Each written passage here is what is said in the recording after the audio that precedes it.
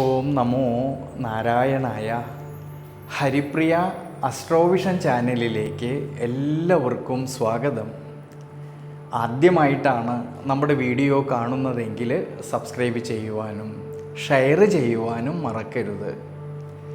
കൂടാതെ ജാതക സംബന്ധമായിട്ട് എന്തെങ്കിലും സംശയം തോന്നുന്ന പക്ഷം എൻ്റെ ഈ വാട്സപ്പ് നമ്പറിൽ ബന്ധപ്പെട്ടോളൂ. ഞാനിവിടെ പറയുന്നത് അത്തം നക്ഷത്രത്തിൽ ജനിച്ചവരുടെ ജൂലൈ മാസത്തെ ഗുണദോഷ ഫലങ്ങളെക്കുറിച്ചാണ്.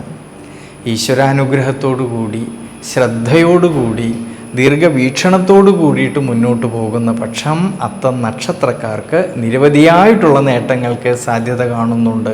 ഈ ജൂലൈ മാസത്തിൽ ജന്മരാശ്യാധിപനായിരിക്കുന്ന ബുധൻ്റെ അനുകൂല സ്ഥിതിയും ആരോഗ്യം തൃപ്തികരമായിട്ട് കാണുന്നുണ്ട് ഈ ഒരു സമയങ്ങളിൽ.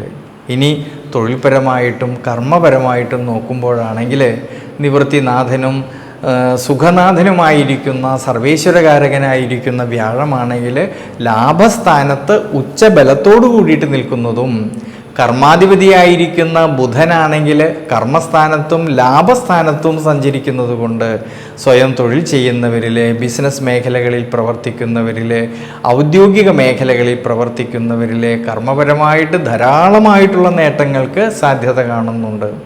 ഇനി വിദ്യാർത്ഥികളെക്കുറിച്ച് നോക്കുമ്പോഴാണെങ്കിലോ വിദ്യാമാതുലകാരകനായിരിക്കുന്ന ബുധൻ്റെ അനുകൂല സ്ഥിതിയും ജ്ഞാനകാരകനായിരിക്കുന്ന വ്യാഴത്തിൻ്റെ സ്വാധീന ശക്തിയും വിദ്യാർത്ഥികളിലെ പഠന സംബന്ധമായിട്ട് അഭിവൃദ്ധിക്കും ശ്രേയസ്സിനും സാധ്യത കാണുന്ന സമയമാണ്. പഠനത്തിൽ കൂടുതൽ ശ്രദ്ധ കേന്ദ്രീകരിക്കുവാനും പഠന വിഷയത്തിൽ നല്ല മികവ് പുലർത്തുവാനും സാധിക്കുന്നതായിട്ടൊരു സമയമാണ് ഈ ജൂലൈ മാസത്തിൽ. ഇനി കുടുംബത്തിലാണെങ്കിലും കുടുംബ ബന്ധങ്ങളിലാണെങ്കിലും സന്താനഭാവങ്ങളിലും വളരെ അനുകൂല സ്ഥിതി കാണുന്നുണ്ട്. എന്നാൽ ഭാര്യാഭർത്തൃ ബന്ധങ്ങളിൽ പരസ്പരം കാര്യങ്ങളെയെല്ലാം തന്നെ മനസ്സിലാക്കിക്കൊണ്ട് മുന്നോട്ട് പോകണം. ഈ ഒരു സമയങ്ങളിൽ 7ാം ഭാവത്തിൽ നിൽക്കുന്നതായ ശനീശ്വരൻ്റെ സാന്നിധ്യം അഭിപ്രായ ഭിന്നതകളോ മനോവിഷമതകളോ വരാതെ പ്രത്യേകം ശ്രദ്ധിക്കണം ഭാര്യാഭർത്തൃ ബന്ധങ്ങളിൽ.